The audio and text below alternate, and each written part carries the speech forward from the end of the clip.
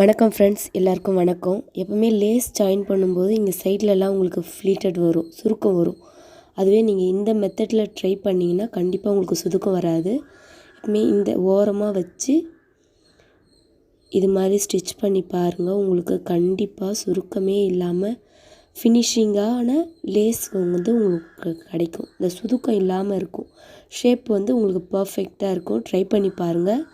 இந்த சேனல் பிடிச்சிருந்தா லைக் பண்ணி சப்போர்ட் பண்ணுங்கள். Thank you friends. வெல்கம்.